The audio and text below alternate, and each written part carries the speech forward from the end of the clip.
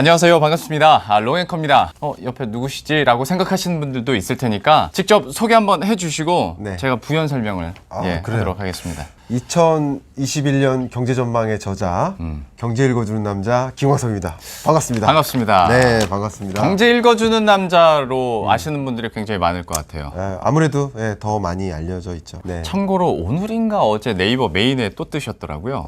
그렇습니다. 경제엠에. 그래서 네. 굉장히 반가웠었습니다. 그렇습니까? 예. 저는 기본적으로 경제 전망이고요. 근데 매크로 경제를 하려면 그 소위 마이크로 경제를 알아야 트렌드를 그렇죠. 제시할 수 있거든요. 네. 어려워요. 그러니까 그냥 한 분야에만 전문성을 두고 이렇게 하려면 경제 전망이 안 되고 네. 그러니까 여러 가지를 다 알아야만 경제 전망이라는 것을 할 수 있으니까 단적인 예로 네. 2021년 경제 트렌드를 제시할 때 네. 굉장히 중요하게 여러분들께 강조하는 한 단어가 바로 한국판 뉴딜이죠. 그렇죠. 근데 한국판 뉴딜 사업을 모르고는 2021년을 살아가셔는 안 된다 이렇게까지 저 얘기해요. 절대 모르고는 그냥 살아가지 마셔라. 네. 그럼 한국판 뉴딜을 정확하게 이야기를 해주려면 디지털 전환이라는 트렌드 그리고 그린 뉴딜 사업에 있게 된 배경과 그 경과와 어떤 산업이 니즈가 이런 걸 다 들여다봐야만 네. 경제를 얘기할 수 있잖아요. 하다 보면 기초산업까지 가는 거죠. 그렇죠. 그러니까 이제 다 공부를 해야 되는 거예요. 네. 늘 그런 공부가 기본이 돼야 되니까 다크서클이 지워질 시간이 없이 매년 책을 쓰고 계시고. 연중에 이제 가장 중요한 현안을 하나 잡고서 쓰는 방식이고 네. 연말에 이제 경제전망서를 매년 발간하고 있죠. 이쯤에 책을 한번 들어주실 줄 알았는데. 아니 제가 안 들어주셔서. 제가 들면 또 뭔가 되게 광고 느낌이 그래요? 날까봐. 네. 저도 뭐 출연의 의미를 담으려면 네네네. 이렇게 홍보를 할 수 있으니까. 제가 그리고 이거는 제가 예. 편집으로 그래요? 더 잘 보이게 그렇습니까? 해드리겠습니다. 이게 사실 작년 책이고 이게 올해 책입니다. 네. 예, 더 예뻐졌죠. 저는 이거는 사서 읽었어요. 그러셨어요? 정말 솔직히 이거는 네. 사서 읽었고 감사합니다. 용품문고에서 제가 네, 샀습니다. 사셨습니까? 이거는 아직 제가 못 샀어요. 영풍문고를 광고하시는 것 같습니다. 네, 네. 제가 이건 아직 못 샀는데 저도 이거 꼭 읽어보도록 말씀 하겠고. 감사하고요. 예. 네. 이제 본격적으로 그러면 경제 전망 얘기를 해보도록 할 그러시죠. 텐데 예. 글쎄 지금 손에 잡히는 경제 전망 가장 주요한 키워드 꼽아봐라 그러면 당연히 뭐 미 대선 결과에 따라서 네. 바이든 정부에서는 과연 어떤 변화가 있을 것이냐 뭐 이런 것들이잖아요. 그렇죠. 그럼 어떻게 바라보고 계세요? 뭐 바이든 정부가 된다고 트럼프 정부가 계속 지속된다고 V자 반등할 수 있으리라 생각하지는 않죠. 기본적으로. 그렇죠. 그러니까 V자 반등은 굉장히 어렵습니다. 기본적으로. 왜냐하면 경제가 한번 이렇게 부서지고 나면 회복되는데 굉장히 오래 걸려요. 네. 물론 이제 수출이나 수출 수요나 뭐 투자 수요 같은 거는 탄력적이기 때문에 바로바로 나타나는데 이제 고용이라든가 한번 해고한 고용 시장은요 다시 그 자리로 메꾸기가 힘들어요. 네. 기업들 입장에서 생각해 보세요. 한번 여러분들이 사업을 하는데 직원을 채용하다가 직원을 해고했어요. 그러면 경기가 살아날 것 같다고 바로 채용을 하나요? 그러진 않죠. 그러지 않아요. 네. 그러니까 이게 비탄력적인 부문들이 많기 때문에 제자리로 돌아오는데 오래 걸려요. 다만 어떤 부문들은 V자 반등이 있겠죠. 예를 들면 코로나19 때문에 못했던 소비, 예. 대표적으로 여행, 항공, 면세점업 이런 것들은 그동안 못했던 것들이 앞당겨지면서 폭발적으로 일어나겠죠. 코로나19가 만약에 종식이 된다면. 네. 그러니까 그런 V자 반등이 있는 영역이 분명히 있습니다.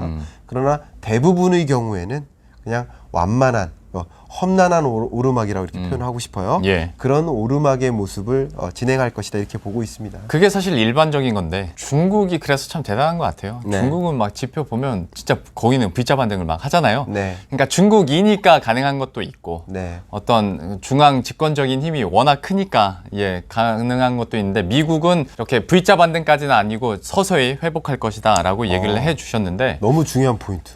그거 한 가지 더 어떤 거요? 부원 설명 드릴게요. 뭐 제가 뭐 얘기를 하면서 뭐 중요한 포인트를 너무 말해요. 중요한 포인트였어요. 네. 그러니까 중국은 제자리로 돌아오는데 얼마 안 걸렸어요. 네. 그 이유가 뭐냐면 원래 6%, 5% 이상 한 5.8%, 그랬죠. 6, 6.1 이 정도를 유지하다가 충격 이후 제자리에 돌아오는 거고요. 미국 경제는 원래 2%대 성장률을 그랬죠. 예. 지속하고 있었기 때문에 원래 저성장이었기 때문에 이제 고성장으로 가기는 굉장히 더딘 것이죠. 원래 그랬기 때문에 그렇다. 이것도 좀 꼭 부연 설명 드리고 그러네요. 싶었어요. 그것도 한 가지 포인트고 네, 어쨌거나 미국도 경기를 회복시켜야 되니까 네. 대표적인 수단 지금 얘기되고 있는 가장 큰 수단 중에 하나가 추가적인 경기 부양책이잖아요. 그렇죠. 근데 이게 계속 좀 미뤄지고 있어요. 경기 부양책에 대한 필요성은 공감을 하고 있는 상황이잖아요. 그렇죠. 네, 합의가 안 되고 있다는 건데 네. 앞으로 글쎄 언제까지 기다려야 돼요, 이걸? 일단은 그거는 사실 누구도 알 수 없는 일이에요. 그러나 그냥 여러 가지 전제하에 가정과 시나리오를 한번 짜보는 네. 건데 이런 시나리오가 가장 적합하지 않나 하는 말씀을 드려보고 싶어요. 네. 이게 트럼프가 이 정권 기간 동안에도 계속 불확실성 요인이었는데 불확실성 덩어리였죠, 그렇죠. 그냥. 이 불확실성 덩어리가 이 정권 이양 시점에도 계속 불확실성을 또 추가적으로 만들고 있어요. 자꾸 정부 이거 이양 안 하겠다고 하고 혼자 골프 예. 치러 나가고 지금 백악관으로는 바이든 바꿔달라는 통화는 다 그냥 끊는답니다. 그렇죠. 예. 지금은 뭐 인수인계 안 하겠다. 알아서 이양해라. 뭐 이런 식인 거죠. 네네. 근데 평범한 시점에 정권 이양 이런 거는 큰 문제가 아닐 수도 있으나 1930년 대공황 이후로 가장 충격적인 이런 위기거든요. 네. 미국 입장에서도 글로벌 금융위기보다도 더 충격적이에요. 그런데도 불구하고 이 책임 있는 사람이 책임을 회피하면서 정권 이양을 안 하니까 더 큰 문제인 네. 거예요. 지금은 이제 양 당끼리 좀 볼게요. 양 당끼리 이견이 있어요. 그러나 동의하는 것들이 있습니다. 동의하는 건 올해 내에 경기부양책 발동해야 된다. 필요하다. 그거는 네. 다 합의를. 그거는 한 거잖아요. 동의해요. 맞아요. 왜냐하면 그걸 동의하지 않는 한 범국민적으로 엄청 지적을 받고 그럼요. 공분을 쌓는 거예요. 예. 트럼프가 이번에 대선 안 된 이유 중에 하나가 오바마 케어예요. 오바마 케어를 묵살시켰잖아요. 근데 마침 코로나19의 충격 상황에서 네. 의료비가 너무 비싼 거예요. 아마 코로나 한번 걸려가지고 치료받고 오면 1억씩 내라고 하니까. 그러니까 진단비도 없는데 네. 취약계층이 어떻게 진단받아요? 그러면서 그렇죠. 대혼란이 있었던 거고 코로나19 방역이 성공하지 못했던 거야. 그러니까 오바마 케어 왜 묵살시켰냐. 근데 바이든은 그게 공약이었거든요. 그렇죠. 오바마 케어 네. 부활시키겠다. 그러니까 이런 식으로 범국민적인 공분을 사면 안 되기 때문에 공화당의 입지 차원에서 상원이든 하원이든 마찬가지입니다. 그래서 어쨌든 경기부양책을 올해 안에 단행하는 건 필요하다. 네. 다만 내용이 다른 거죠. 그렇죠. 구체적인 네. 내용. 그래서 구체적인 내용이 다르기 때문에 시점은 그렇게 갈 거라고 생각이 되지만 민주당의 주장과 공화당의 주장이 어느 정도 양보되면서 그래도 경기부양책이 단행될 수 있지 않을까. 그래서 시점은 12월 말 정도로 저는 12월 말. 생각을 하고 있습니다. 물론 이게 정확한 시나리오가 아닐 수도 있죠. 그렇죠. 이거는 우리 그냥 전망하는 거니까. 그렇죠. 근데 네. 저는 이게 가장 12월 말. 그냥 합리적인 논리적인 판단이지 않을까. 저는 그렇게 생각을 하고 있는 겁니다. 시장에서는 그러니까 경기부양책 합의도 합의인데 규모가 어느 정도로 합의될 것이냐도 많이 궁금해 하거든요. 네. 지금 나오는 건 뭐 2조에서 2조 2천억 달러 얘기 나오는 거니까 네. 이거는 무난하게 예, 그거는 양 당이 얘기한 게 똑같았어요. 이렇게 좁혀진 부분이 딱 거기였으니까 만난 트럼프와 시점이. 바이든이 둘 다 공약에 경기 부양책 뭐 2조 달러 이런 식으로 다 표현을 했기 때문에 그 부분에 대해서는 이제 큰 걸림돌이 없으리라 생각이 돼요. 예. 다만 누차 강조하지만 트럼프는 소위 2조 달러 가지고 송유관 깔겠다 이러니까 그렇죠. 석유 시추 확대하겠다. 네. 석유화학 발전을 일으키겠다 이런 식으로 하니까 그런 부분에 대해서는 마찰이 있는 거죠. 네. 바이든은 곧 죽어도 재생에너지 깔겠다고 그렇지. 하는 거예요. 태양광 패널 깔고 태양광 지붕 뭐 이렇게 깔고 이런 부분에 초점을 두는데 양당 간에 어떻게 2조 달러를 쓰는지가 안 맞는 거죠. 예. 다만 바이든 주장대로 다 가진 못하고 일정 부분 송유관도 좀 깔고 그거야 뭐. 예, 그런 식으로 모르겠지만. 어느 부분 양보와 타협이 이루어지면서 올해 안에 결정이 되지 않을까 하는 생각입니다. 예.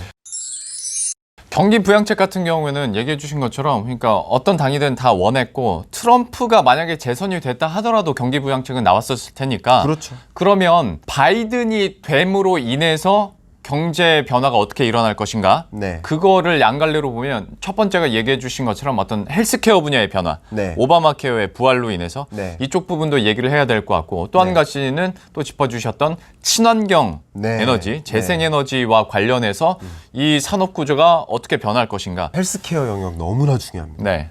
바이든의 공약을 한번 들여다봐 볼게요. 공약 중에요. 약값을 잡겠다가 있어요.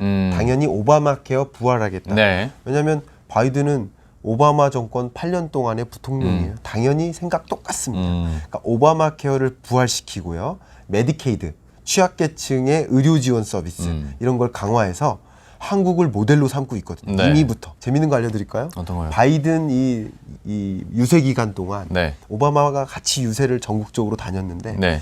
오바마가 중점적으로 얘기했던 게 뭔지 아세요? 뭐예요? 트럼프를 까면서 뭐라고 했냐면 네. 한국을 좀 봐라.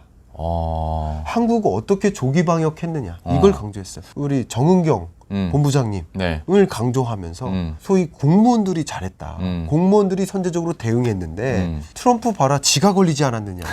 그렇지. 그러니까 미국이 이 할말 모양이 없지. 됐다.